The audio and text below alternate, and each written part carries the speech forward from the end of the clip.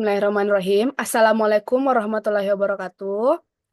Yang terhormat, Ibu Pustika Ayuning Puri sebagai dosen pembimbing manajemen investasi. Izinkan saya, Eka Berkamustika, Prodi PJJ Manajemen, akan membawakan presentasi terkait ujian akhir semester mata kuliah manajemen investasi. Berikut materi yang akan saya sampaikan.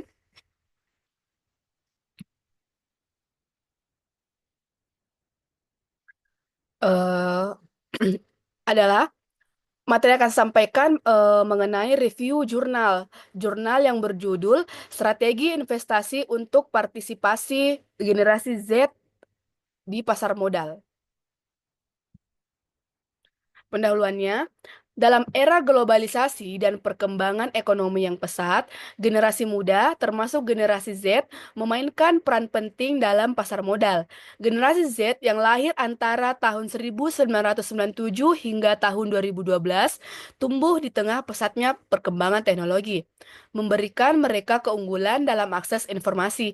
Namun, meskipun kemudahan akses terhadap informasi keuangan meningkat, literasi keuangan di kalangan generasi Z masih relatif rendah, seperti yang ditunjukkan oleh Survei Literasi Keuangan Nasional tahun 2022, dengan hanya 16% penduduk Indonesia yang memiliki dana darurat.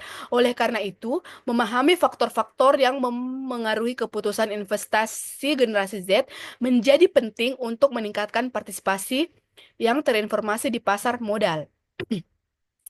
Rumusan masalah, terdapat tiga rumusan masalah, yaitu yang pertama, apa saja faktor utama yang melatar belakangi keputusan investasi generasi Z di pasar modal. Yang kedua, bagaimana tingkat literasi keuangan, pendapatan, toleransi risiko, dan ekspektasi keuntungan memengaruhi keputusan investasi generasi Z. Dan yang ketiga, bagaimana peran edukasi keuangan dalam membentuk pola pikir investasi generasi Z.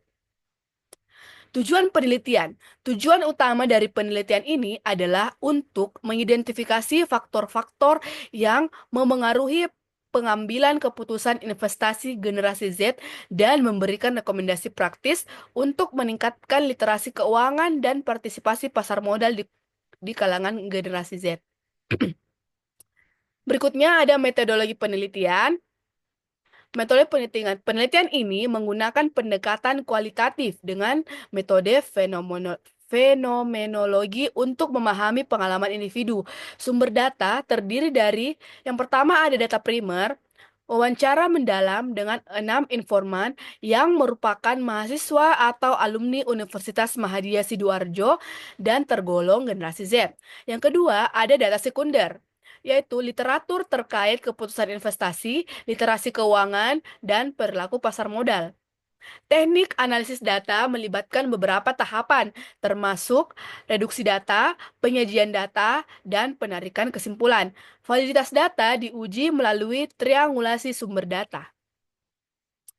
Berikutnya ada hasil penelitian. Hasil penelitian menunjukkan beberapa faktor utama. Yang pertama, ada pengetahuan investasi. Pemahaman pasar modal dan analisis investasi meningkatkan kepercayaan diri dalam berinvestasi. Yang kedua ada pendapatan. Pendapatan yang lebih tinggi cenderung memilih investasi berisiko lebih tinggi. Yang ketiga ada toleransi risiko. Sebagian besar informan memiliki risiko moderat dan memahami pentingnya tahan saham. Yang keempat ada ekspektasi return, yaitu keuntungan jangka panjang menjadi motivasi utama investasi. Selanjutnya ada analisis kritis. Yang pertama ada pengetahuan investasi. Pemahaman pasar modal dan analisis investasi meningkatkan kepercayaan diri dalam berinvestasi.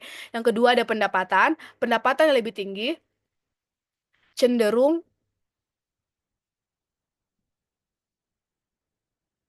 memiliki investasi berisiko yang lebih tinggi. Selanjutnya ada kelemahan penelitian dan kontribusi jurnal. Yaitu yang pertama ada kelemahan penelitian.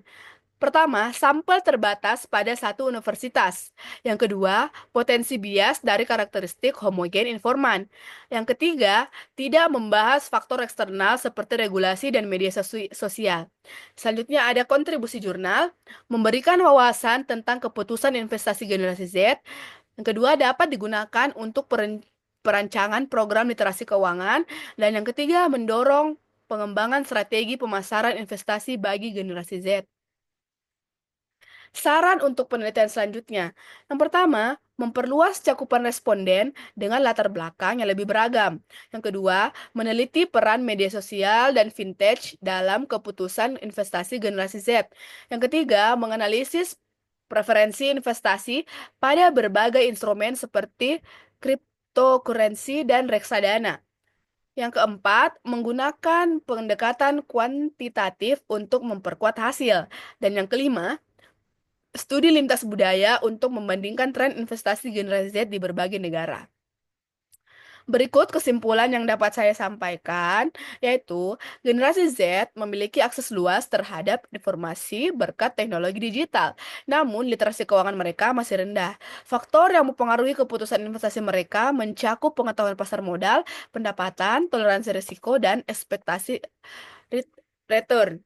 Untuk meningkatkan partisipasi mereka, diperlukan edukasi keuangan yang komprehensif dan strategi pemasaran inklusif agar mereka lebih memahami resiko dan peluang investasi. Penelitian mendalam juga dibutuhkan untuk mengidentifikasi tren investasi generasi Z, sehingga kebijakan dan program edukasi dapat disesuaikan dengan karakteristik dan kebutuhan mereka. Berikut review jurnal yang dapat saya sampaikan. Lebih dan kurangnya mohon dimaafkan. Wassalamualaikum warahmatullahi wabarakatuh.